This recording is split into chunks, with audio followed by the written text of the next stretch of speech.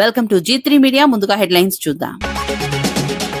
Quantum technology పరిశీలించిన CM Chandrababu Naidu. యూనివర్సిటీలో test beds పనితీరుపై సమీక్ష. యువతకు ఆధునిక శిక్షణతో కొత్త అవకాశాలు వస్తాయని వెల్లడి. రాష్ట్రాన్ని టెక్నాలజీ హబ్ గా తీర్చిదిద్దడమే లక్ష్యమని వ్యాఖ్య.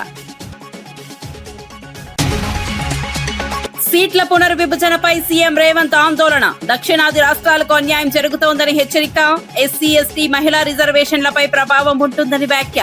సమాన ప్రాతినిధ్యం కాపాడాలని కేంద్రానికి సూచన.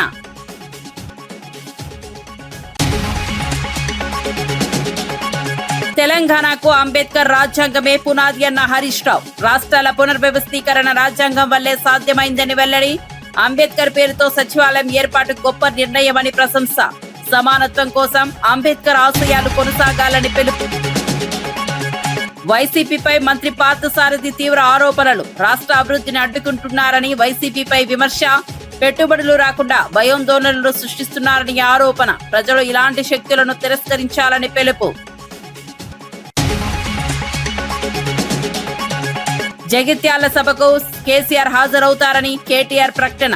ఏప్రిల్ 20న భారీ బహిరంగ సభకు ఏర్పాట్లు వేగవంతం. కాంగ్రెస్ హామీలు అమలు కాలేదని కేటీఆర్ విమర్శలు.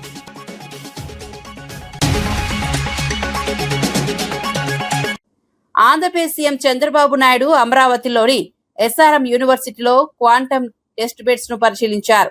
స్వదేశీ సాంకేతికతతో రూపొందించిన ఈ క్వాంటమ్ కంప్యూటరింగ్ వ్యవస్థ పనితీరును శాస్త్రవేత్తలు వివరించారు.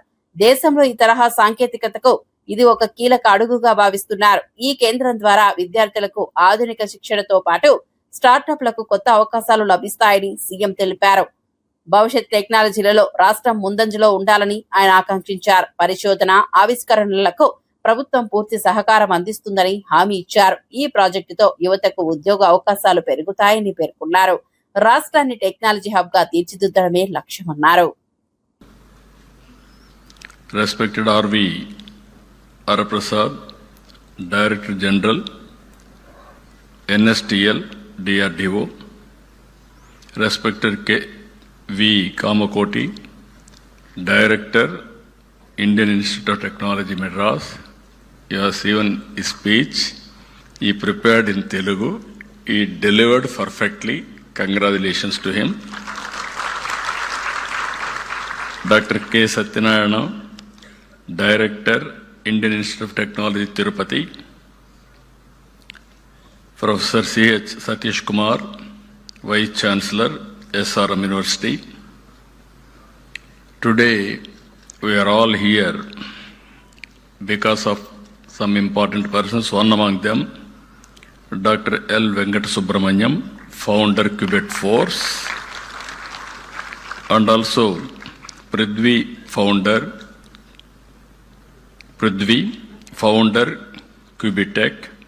Both of them are responsible. I really congratulating them. And also friends from national media. There is a lot of interest. First time quantum computer is coming in India. That too indigenous Indians are made quantum computer. That is the greatest occasion to witness that national media is here. Students, professors, scientists, startups, companies who are present in the hall, about 2.4 lakh students are witnessing virtually. I am very happy. The amount of interest, if you see, lot of interest for all of them. My greetings. Today is a special day. It is a World Quantum Day. It marks 100 years of quantum science. It is also a special day for all of us. Bharat Ratna, Dr. Baba Sahib Ambedkar Jayanti. On this day, I bow to Baba Sahib. He showed India that knowledge is the greatest instrument of empowerment and social progress. his life reminds us that education must open. CM Revanth Reddy మహిళా రిజర్వేషన్లు delimitation అంశాలపై ఆందోళన వ్యక్తం చేశారు. జనాభా నియంత్రణ పాటించిన దక్షిణాది రాష్ట్రాలకు సీట్లు తగ్గడం సరికాదని అన్నారు. ఈ నిర్ణయం వల్ల ఎస్సీ ఎస్టీ మహిళా రిజర్వేషన్లు దెబ్బతింటాయని హెచ్చరించారు. తెలంగాణకు తీరని నష్టం జరుగుతుందని పేర్కొన్నారు. కేంద్ర ప్రభుత్వం వెంటనే ఈ అంశంపై పునరాలోచించాలని డిమాండ్ చేశారు. సమాన ప్రాతినిధ్యం కాపాడాలని సూచించారు. వెనకంగా గోతులు దొబ్బెటోళ్లను, నక్క జిత్తులను, నల్లి కుట్లోళ్లను మీరే ఏదో ఒకటి చెయ్యాలి. మీరు చేయకపోతే నష్టం జరుగుద్ది. ఎందుకనంటే ఒక మంచి లక్ష్యంతో, ఒక మంచి టీంతో బట్టి విక్రమార్క గారు కావచ్చు, మా సీతక్క కావచ్చు, దామన్న కావచ్చు, లక్ష్మణ్ కావచ్చు, ప్రసాద్ కుమార్ గారు కావచ్చు, ఇలా చెప్పుకుంటూ వెళ్తే పొన్నం ప్రభాకర్ గారు కావచ్చు, అన్ని వర్గాలకు మంత్రివర్గంలో అవకాశం కల్పించి అన్ని వర్గాల యొక్క ఆలోచనను తీసుకొని అన్ని వర్గాలకు సంక్షేమాన్ని, అభివృద్ధిని అందజేయాలని ఈనాడు మా ప్రభుత్వం ప్రయత్నం చేస్తుంది. 10 ఏళ్ల విధ్వంసం 100 ఏళ్ల నష్టానికి దారితీసింది. దాన్ని ఇవాళ సరిదిద్దుకుంటూ, చక్కదిద్దుకుంటూ, ఆనాడు చేసిన అప్పులను చెల్లించుకుంటూ, తప్పులను సవరించుకుంటూ ఈనాడు పరిపాలన జరుగుతుంది. మీ అందరికీ తెలుసు, 10 ఏళ్లలో ఆ గొప్ప గొప్ప ఉపన్యాసాలు ఇచ్చే నాయకులు ఎన్నిసార్లు అంబేద్కర్ గారి జయంతికో వర్ధంతికో హాజరైనరో మీరే లెక్కేసుకోండి. ఇంతకంటే లెక్క అవసరం లేదు, ఇంకా వేరే లెక్క అవసరం లేదు. ఇది ఒక్క లెక్క చూసుకోండి, మీ పట్ల వాళ్ళకున్న అభిమానం ఏందో, ఆలోచన ఏందో. అందుకే మిత్రులారా, ఈ ప్రభుత్వం మనది. ఇది ప్రజల కోసం అందిస్తున్న ప్రజాపాలన. ఈ ప్రజాపాలనను కాపాడుకునే బాధ్యత మనది. ప్రజాస్వామ్యాన్ని కాపాడుకునే బాధ్యత మనది. అందుకే ఇవాళ కేంద్ర ప్రభుత్వం మహిళా రిజర్వేషన్ల గురించి, నియోజకవర్గాల పునర్విభజన గురించి, సీట్ల పెంపు గురించి కలగా పుల్గం చేసి మాట్లాడుతున్నారు. మహిళలకు మీరేం చేసిందని మమ్మల్ని సవాల్ విసురుతున్నారు. నేను ఒక్క మాట చెప్పదలుచుకున్నా. ప్రపంచంలో చాలా దేశాలలో మహిళలకు ఓటు హక్కు లేనప్పుడు పురుషులతో పాటు సమానంగా డాక్టర్ బాబాసాహెబ్ అంబేద్కర్ గారు మహిళలకు ఓటు హక్కు ఇచ్చి ఈ ప్రభుత్వాన్ని ఎదుర్కొనే అధికారాన్ని ఆడబిడ్డల చేతుల్లో పెట్టాడు. మహిళలకు మన దేశంలో పురుషులతో సమానంగా డాక్టర్ బాబాసాహెబ్ అంబేద్కర్ గారు ఓటు హక్కు ఇచ్చే వరకు చాలా దేశాలలో మహిళలకు ఓటు హక్కు లేదు. మహిళలు బయటికి వచ్చి బహిరంగంగా తిరిగే పరిస్థితి లేని రోజు. ఆ రోజుల్లోనే డాక్టర్ బాబాసాహెబ్ అంబేద్కర్ గారు మహిళలకు ఓటు హక్కు ఇచ్చి సమానమైన అవకాశాలను పురుషులతో పాటు సమానంగా, సమానమైన విలువ ఆధారిత ఓటు హక్కునిచ్చింది. ఆ తర్వాత పంచాయతీరాజ్ కావచ్చు, మున్సిపల్లో కావచ్చు, మహిళలకు రిజర్వేషన్లు రాజీవ్ గాంధీ గారు అందించారు. చట్టసభలలో, అసెంబ్లీలో, పార్లమెంటులో సోనియా గాంధీ గారు మహిళలకు రిజర్వేషన్లు ఇవ్వాలి అని 33% ఇవ్వాలని బిల్లును పాస్ చేసి రాజ్యసభలో. కానీ లోక్సభలో కొన్ని రాజకీయ పార్టీలు అడ్డుకున్నాయి. సంతోషం, ఇవాళ మీరు మహిళా రిజర్వేషన్లు అమలు చేస్తామంటారు. మహిళా రిజర్వేషన్ల అమలు ముసుగులో దక్షిణాది రాష్ట్రాలకు అన్యాయం చేసే ప్రక్రియ చేపడుతున్నారు. మొదట జనాభా అన్నారు. జనాభా లెక్కలేస్తే దక్షిణ భారతదేశంలో కుటుంబ నియంత్రణ పాటించడం వల్ల, అభివృద్ధి పదం వైపు రాష్ట్రాలు నడిపించడం వల్ల జనాభా తగ్గిపోయి సీట్లన్నీ కోల్పోయే పరిస్థితి వచ్చింది. దానికి అభ్యంతరం బలంగా వ్యక్తం చేస్తే ప్రోరేటా ప్రకారం, అంటే దామాషా ప్రకారం 543 సీట్లు ఈరోజు దేశంలో ఉంటే 50% సీట్లు 272 సీట్లు పెంచుతాం. అందులో ఏ రాష్ట్రంలో ఎంతుందో ఆ రాష్ట్రంలో అందులో సగం పెంచుతామని. ఉదాహరణ, కేరళలో 20 సీట్లు ఉన్నాయి, వాటిని 30 చేస్తామని 50% పెంచి. ఉత్తరప్రదేశ్లో 80 సీట్లు ఉన్నాయి, వాళ్ళకు 120 చేస్తామని. ఇవాళ కేరళకు 20, ఉత్తరప్రదేశ్కి 80. ఈ రెండింటి మధ్యలో తారతమ్యం 60 సీట్లు మాత్రమే. రేపు కేరళ 30 అయ్యి ఉత్తరప్రదేశ్ 120 అయితే ఈ అంతరం 60 నుంచి 90కి పెరుగుద్ది. రాజకీయాలలో ఒక్కొక్క ఓటుకు ఎంత విలువ ఉందో. ఇక వార్త వివరాల్లోకి వెళ్తే, మల్కాజ్గిరిలో బాబాసాహెబ్ అంబేద్కర్ జయంతి వేడుకలు పార్టీలకు అతీతంగా ఘనంగా నిర్వహించారు. వివిధ రాజకీయ పార్టీల నేతలు, సామాజిక సంఘాల ప్రతినిధులు, దళిత నాయకులు పెద్ద సంఖ్యలో పాల్గొన్నారు. అంబేద్కర్ విగ్రహానికి పూలమాలలు వేసి నివాళులర్పించారు. భారత రాజ్యాంగ నిర్మాతగా ఆయన చేసిన సేవలను ఈ సందర్భంగా గుర్తు చేసుకున్నారు. సమానత్వం, సామాజిక న్యాయం కోసం జీవితాంతం పోరాడిన మహానుభావుడిగా అంబేద్కర్ ను వక్తలు కొనియాడారు. సమాన స్థాయిలో ఉంచాలని చెప్పేసి ఏదైతే కలలు కన్నారో ఆ రిజర్వేషన్ లో ఈ రోజు తీసుకువచ్చినటువంటి ఘనత అంబేద్కర్ గారిది. అంబేద్కర్ గారి యొక్క మీద కాంగ్రెస్ పార్టీ ఈ రోజు ఉసరి కన్నీరు కారుస్తున్న విషయాన్ని మనం గుర్తుపెట్టుకోవాలి. ఒకవైపు వారి నేత చేతిలో రాజ్యాంగ పుస్తకం చేతిలో పెట్టుకొని ఏనాడు కూడా అంబేద్కర్ గారిని వారు ఆదరించింది లేదు, వారిని అభిమానించింది కూడా లేదు. అంబేద్కర్ గారు ఆ రోజుల్లో కాన్స్టిట్యూంట్ అసెంబ్లీలో పోటీ చేసిన సందర్భంగా ఓడిపోతే వారి ఓటమికి నెహ్రూ గారు చాలా సంతోషపడి ఉత్తరం కూడా రాశారు. అంబేద్కర్ గారిని ఎప్పుడు కూడా కాంగ్రెస్ పార్టీ ఆదరించలేదు కాబట్టి కాంగ్రెస్ ఇతర ప్రభుత్వంలోనే వారికి భారతరత్న వచ్చింది. నరేంద్ర మోదీ గారు వచ్చిన తర్వాతనే నరేంద్ర మోదీ గారు వచ్చిన ప్రభుత్వము అంబేద్కర్ గారి యొక్క జీవిత చరిత్రని గుర్తించి మరి వారు పుట్టినటువంటి స్థలం మహూ దగ్గర నుంచి వారి యొక్క చదువుకున్నటువంటి స్థలాల లండన్ లో గదులైతే ఏంది, నాగ్పూర్ లో వారు చదువుకున్నటువంటి విషయం అయితే ఏంది, బాంబేలో వారు నివసించిన స్థలాలు అయితే ఇవన్నీ కూడా అక్వైర్ చేసుకొని పంచతీర్థి కింద అంబేద్కర్ గారికి గౌరవ ఒక స్థానాన్ని ఇవ్వడం జరిగింది నరేంద్ర మోదీ గారు. రాజ్యాంగాన్ని కాలరాసింది కాంగ్రెస్ పార్టీ. ఎమర్జెన్సీని విధించి ఒక రాజ్యాంగాన్ని అంబేద్కర్ గారి రాజ్యాంగాన్ని కాలరాసినటువంటి పార్టీ కాంగ్రెస్ పార్టీ. కాబట్టి ఈ రోజు కాంగ్రెస్ పార్టీ కేవలం చేతిలో రాజ్యాంగ పుస్తకం పెట్టుకుంటే రాజ్యాంగాన్ని గౌరవించేది కాదు.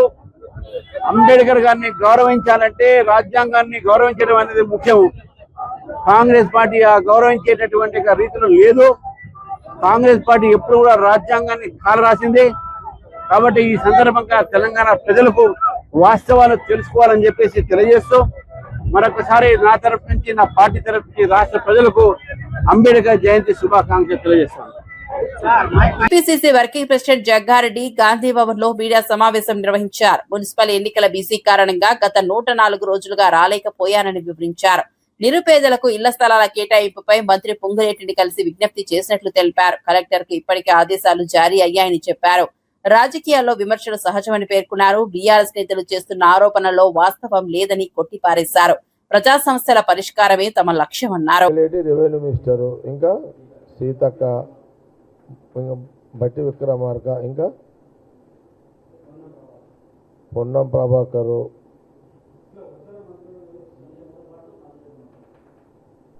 మన అసెంబ్లీలో కూడా ఏది మన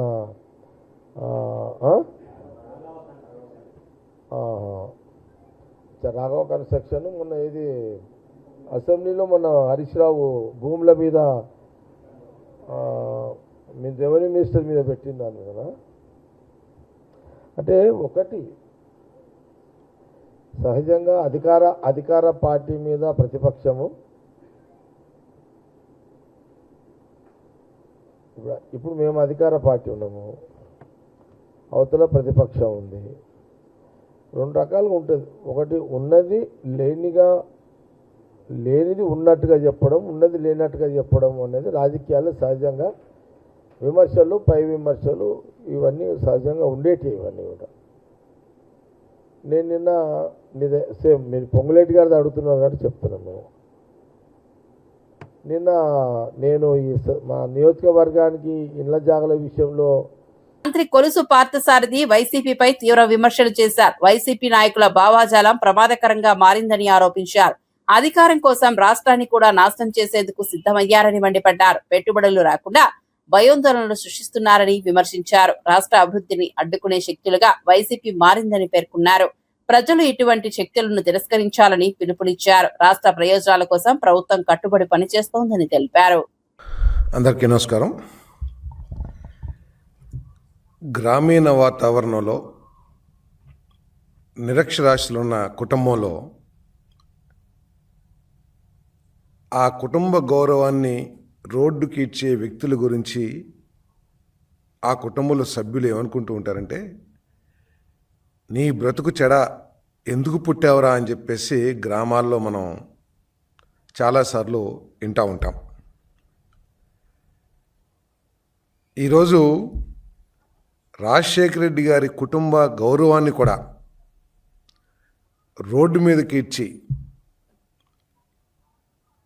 తన సొంత తల్లి, చెల్లి, రక్త సంబంధికులు కూడా శాపనార్థాలు పెట్టే స్థితికి జగన్మోహన్ రెడ్డి గారు దిగజారిపోయారని చెప్పేసి ఈ సందర్భంగా నేను తెలియజేస్తా ఉన్నా. నేను ఇంకో ప్రక్క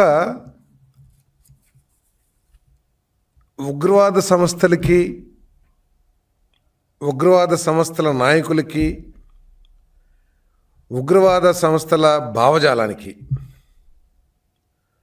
వైఎస్ఆర్ కాంగ్రెస్ పార్టీకి, వైఎస్ఆర్ కాంగ్రెస్ పార్టీ నాయకులు వారి భావజాలానికి ఏమిటి తేడా అని చెప్పేసి ఈ రాష్ట్రంలో ప్రజలందరూ కూడా చర్చించుకుంటూ ఉన్నారు.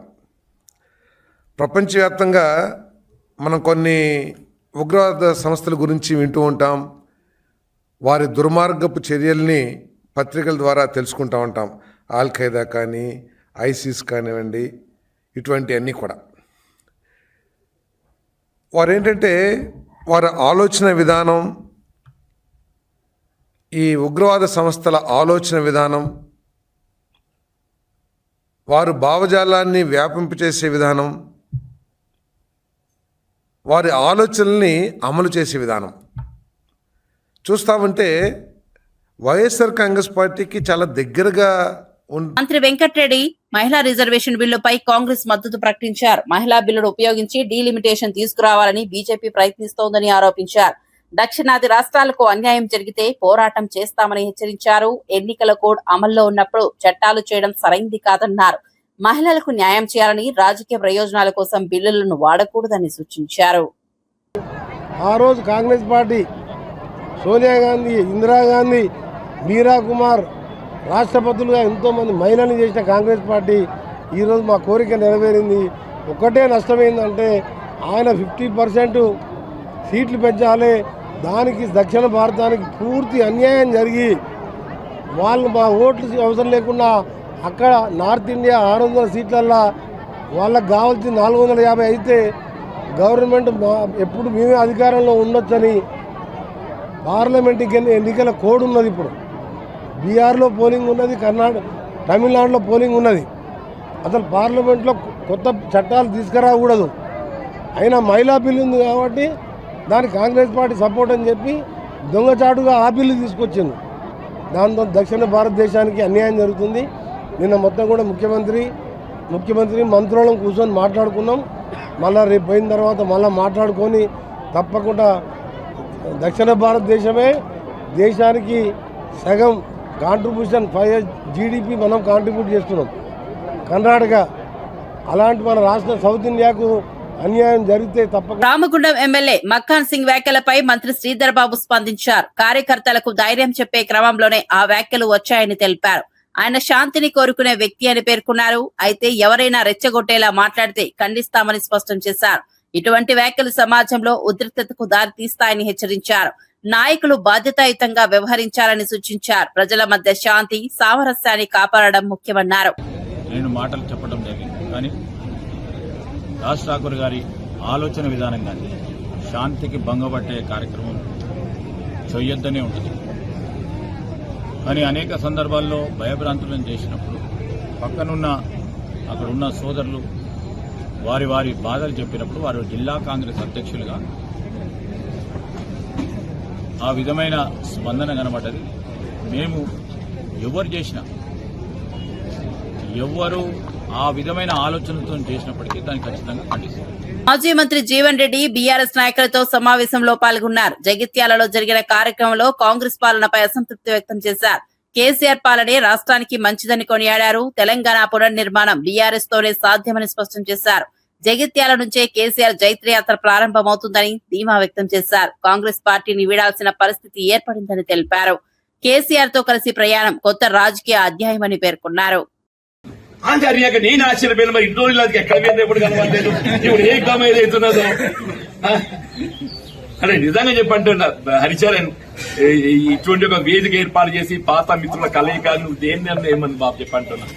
మరి నేనేదైతుందో నాకు రాజకీయంగా ఇది ఒక నూతన అధ్యాయం అయినప్పటికీ కేసీఆర్ గారితో కలిసి ప్రయాణం చేయడం ఒక గొప్ప అనుభూతి అని చెప్పంటున్నా.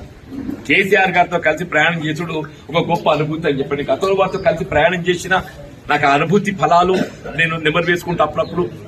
నిజంగా రాజకీయాలలో ఏదైతుందో ఇవాళ నీ నానే భేద భావన లేకుండా అసలు దాని అవసరం గుర్తింపు ఇక్కడ బోర్నపల్లి వంతెన దగ్గర ఏదైతే మా రవి కేరక బోర్నపల్లి వంతెన 70 కోట్లతో అవుతుంది. మరి మొట్టమొదటి సమావేశం నేను కరీంనగర్ సమావేశం కోరడంతో ఏదైతుందో ఫస్ట్ 70 కోట్లతో సాయం ఇచ్చిన. అదే కాదు ఇవ్వాలని చెప్తున్నాను నేను అందరి వల్ల మొన్న ఎన్నికలు వచ్చే వరకల్లా నేను సీసీ రోడ్ వేసినా, నేను డ్రైన్ కట్టిన, ఇది అచ్చా ఇంతవరకు ఏదైతుందో కాంగ్రెస్ ప్రభుత్వం వచ్చిన తర్వాత నువ్వు మంజూరు చేయబడ్డ నిధులతో వేసింది ఒక్క రోడ్డు చెప్పావు మా శివకేశ్వర ఉండడానికి అన్నిరిక జరిగే పనులను ఎక్కడి పాత టీఆర్ఎస్ ప్రభుత్వంలో 50 కోట్ల రూపాయలు దాని ఏమంటారు తెలంగాణ ఏదో ఫండ్ వచ్చింది కదా టీఎఫ్ఐడిసి అమ్మాయి గత ప్రభుత్వంలో వచ్చినట్టు ఒక 50 కోట్ల టీఎఫ్ఐడిసి పనులు ఏదైతుందో ఇవి ఇప్పుడు జరిగినాయి. కాంగ్రెస్ ప్రభుత్వం వచ్చిన తర్వాత మంజూరు చేయబడ్డ నిధులు అని చెప్పని ఏదైతే గొప్ప చెప్పే ప్రయత్నం చేసిందో అవి ఇంతరూ టెండర్ ప్రక్రియ లోపల ఇవి కూడా బయటకు రాలేదు. ఇవి కూడా బయటకు రాలేదని చెప్పంటున్నాను. నూకపల్లి హౌసింగ్ కూడా ఏది ఇస్తుందో ఆనాడు నేను ఆరంభింపజేసినటువంటి గృహాలు వినియోగంలోకి రావాలి. ఎవరు ఆరంభింపజేసినా ఎవరి ఆలోచన ఏది ఇస్తుందో దాని కార్యరూపం ఇవ్వాలి. ఆ కార్యరూపం ఇచ్చినప్పుడు ఏదితో ఫలాలు ఏది ఇస్తుందో నిరుపేద వర్గాలు చెందుతాయని చెప్పని ఆనాడు కేసీఆర్ గారు మరి కేటీఆర్ గారు శంకుస్థాపన చేసే కోసం మీరు కూడా ఉన్నాడు. 4,000 గృహాలు సిద్దిపేట తర్వాత ఎక్కడ మంజూరు ఇచ్చిందంటే మన జగిత్యాలు ఇచ్చిందని చెప్పండి.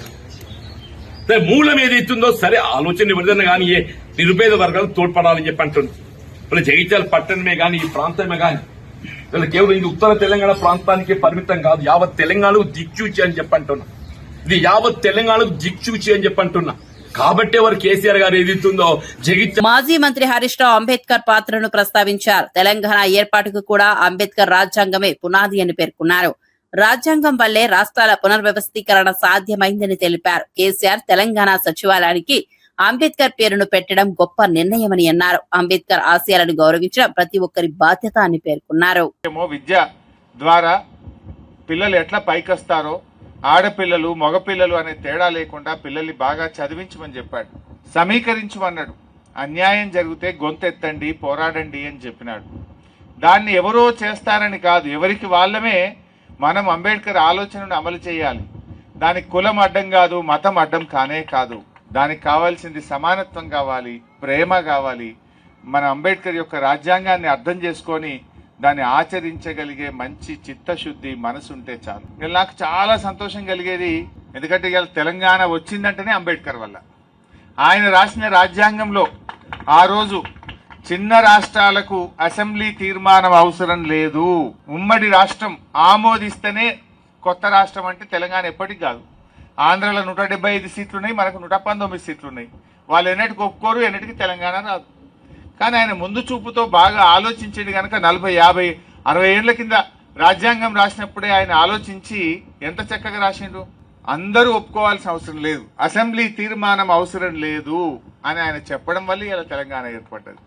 నిజంగా అసెంబ్లీ తీర్మానమే కావాలని రాజ్యాంగంలో రాసి ఉంటే ఎప్పటికీ తెలంగాణ వచ్చేది కాదు. ఆయన ఆ మహనీయుడు ఒక తెలంగాణకే కాదు, ఇవాళ దేశంలో అనేక విషయాల్లో కొత్త రాష్ట్రాలు కావచ్చు, చాలా ముందు చూపుతో ఆయన ఆలోచన ఇవాళ ఈ దేశానికి ఒక రక్షణ కవచంగా నిలిచింది. ఆ రకంగా అంబేద్కర్ గారు ఆలోచన ఇవాళ తెలంగాణ ఆయన వల్ల వచ్చింది కనుక కేసీఆర్ గారు మన సచివాలయానికి డాక్టర్ బాబాసాహెబ్ అంబేద్కర్ సెక్రటరియట్ గా నామకరణం చేసుకున్నారు. ఆ సెక్రటరియట్ పక్కనే ప్రపంచంలో అతిపెద్ద విగ్రహం 125 అడుగుల అంబేద్కర్ విగ్రహాన్ని కూడా కేసీఆర్ గారు ఏర్పాటు చేసినారు. ఇట్లా ఎన్నో మంచి కార్యక్రమాలు చేసినాం. ఇవాళ దళిత బంధు అనే కార్యక్రమాన్ని కేసీఆర్ గారు ప్రారంభించారు. ఇవాళ ఈ ఊర్లో ఆ రోజు నేను మొట్టమొదలు ఏ ఊరు సెలెక్ట్ చేసుకోవాలంటే నేను బంజేర్పల్లి గ్రామాన్ని సెలెక్ట్ చేసుకున్నా. ఇక్కడ 22 మందికి 10 లక్షల రూపాయలు దళిత బంధు కింద ఆర్థిక సాయం ఇచ్చాం. మొన్న ఎప్పుడు నేను హైదరాబాద్లో ఫంక్షన్ పోతే శ్రీకాంత్ కలిసిండు. ఈ శ్రీకాంత్ అనే అబ్బాయి నా దగ్గరకు వచ్చి ఈ డెకరేషన్ ఇదంతా హాల్ నేనే చేసిన సార్ అన్నాడు. అని నాది బంజర్పల్లి, నువ్వు ఇచ్చిన 10 లక్షలతోనే ఈడ 2-3 ఫంక్షన్ హాల్ గుత్తపట్టుకున్నా, మొత్తం సామాన్ కొనుక్కున్నా, ఇప్పుడు నేను డెకరేషన్ చేస్తున్నా సార్ అని నాకు హైదరాబాద్లో ఫంక్షన్లో కలిసిండు. కారు కొనుక్కున్నా అని చెప్పిండు. రేపో మాపో ఇల్లు కట్టుకుంటా సార్ అంటుండు. అంటే నిజంగా ఒక దళిత బంధు ఒక యువకుడికి అవకాశం వస్తే అంటే ఎంత గొప్పగా దాన్ని అందిపుచ్చుకున్నాడు, ఎంత గొప్ప చైతన్యాన్ని పొందిండ్రు. ఎవరికైనా ఒక ప్రేరణ కావాలి, ఒక అవకాశం కావాలి. దళిత బంధు రూపంలో కేసీఆర్ అవకాశం ఇస్తే ఈ యువకుడు శ్రీకాంత్ ఇలా అద్భుతంగా పర్ఫామ్ చేసి నేను ఎవరికి తీసిపోను, అందరితో పోటీ పడతా అని ఇలా పోటీపడి హైదరాబాద్ మార్కెట్లో నిలబడి ఇలా తన కాళ్ళ మీద తాను నిలబడడం కాదు, ఓ 50 మందికి ఉపాధి కల్పిస్తా ఉన్నాడు. తెలంగాణ జాగృతి అధ్యక్షురాలు కవిత అంబేద్కర్ జయంతి సందర్భంగా నివాళులర్పించారు. అంబేద్కర్ ఆలోచనలు తెలంగాణ ఏర్పాటుకు పునాది అని పేర్కొన్నారు. దళితులు, మహిళలపై జరుగుతున్న అన్యాయాలపై ఆవేదన వ్యక్తం చేశారు. అంబేద్కర్ ఆశయాలకు విరుద్ధంగా పరిస్థితులు మారుతున్నాయని విమర్శించారు. పేదల పక్షాన పోరాటం కొనసాగిస్తామని స్పష్టం చేశారు. ప్రభుత్వం వెంటనే మార్పు తీసుకురావాలని హితవు పలికారు. అంబేద్కర్ చూపిన మార్గంలో సమాజం ముందుకు సాగాలని పిలుపునిచ్చారు.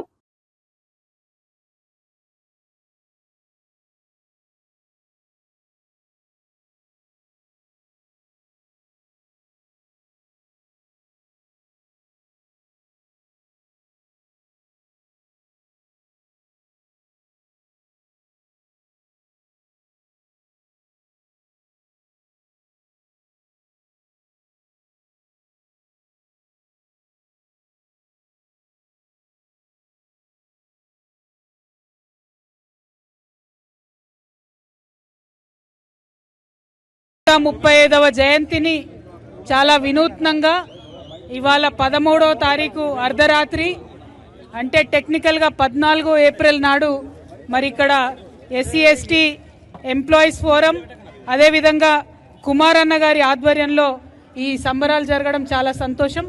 మరి తెలంగాణ జాగృతి నాయకులు, మహిళా నాయకత్వంతో సహా ఇంత పెద్ద ఎత్తున హాజరైనటువంటి అందరికీ కూడా బాబాసాహెబ్ గారి జయంతి సందర్భంగా మనస్ఫూర్తిగా శుభాకాంక్షలు తెలియజేస్తా ఉన్నాను.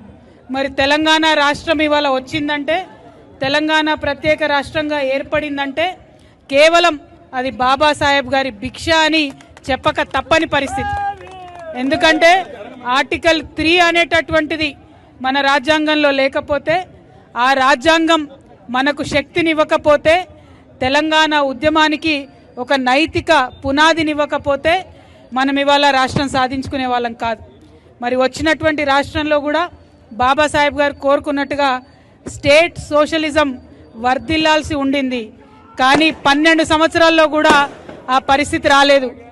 ఇప్పుడు మరీ దారుణంగా ప్రతి చోట కూడా దళితుల మీద, పేదవారి మీద, మహిళల మీద అకృత్యాలు రోజు రోజుకు పెరుగుతున్నాయి తప్ప తగ్గడం లేదు. ఉదాహరణకు ఈ ప్రభుత్వం వచ్చి 3 సంవత్సరాలు అవుతుంది. గత ప్రభుత్వం 10 సంవత్సరాల్లో కూడా ఎక్కడ ఏ ప్రాజెక్టు కట్టినా కోల్పోయింది అసైన్డ్ భూములే, దళితుల భూములే చాలా పెద్ద సంఖ్యలో. వీటన్నిటిని కూడా సవరించుకుంటూ మరి పేద వర్గాల ప్రజలను కాపాడుకుంటూ ముందుకెళ్లాల్సినటువంటి సందర్భం. మరి నిన్నగాక మొన్న వెలుగుమట్లలో చూసినాం, రేపు మేము పరిగికి వెళ్ళబోతా ఉన్నాం, అక్కడ చూస్తూ ఉన్నాం. 1200 ఎకరాల భూమి తీసుకుంటే అందులో దాదాపుగా 1000 ఎకరాలు దళితుల అసైన్డ్ భూమినే ప్రభుత్వం తీసుకోవడం జరిగింది. మరి వీటన్నిటిని కూడా గమనిస్తూ నేను ఒక్క మాట చెప్పదలుచుకున్నా. ఎందుకంటే బాబాసాహెబ్ అంబేద్కర్ అంటేనే ధైర్యం. ఆయన ఇచ్చినటువంటి ధైర్యంతోనే ఈ ప్రభుత్వానికి కూడా వ్యతిరేకంగా కొట్లాడి పేదవారికి న్యాయం చేయాలనుకుంటున్నాం. మరి వాళ్ళ ధైర్యంగా అంబేద్కర్ గారి ముందు మేము ప్రకటన చేస్తూ ఉన్నాం. ఈ ప్రభుత్వం, ఈ ముఖ్యమంత్రి, ముఖ్యంగా ఈ భూమి మీద ఎవరైనా యాంటీ అంబేద్కర్ ఉన్నారంటే అది రేవంత్ రెడ్డి గారు అని చెప్పక తప్పని పరిస్థితి ఉన్నది. మరి 135వ జయంతి సందర్భంగా ఈ ప్రభుత్వానికి బుద్ధి రావాలని చెప్పి, పేద ప్రజల పక్షాన వారు నిలబడాలని చెప్పి మనస్ఫూర్తిగా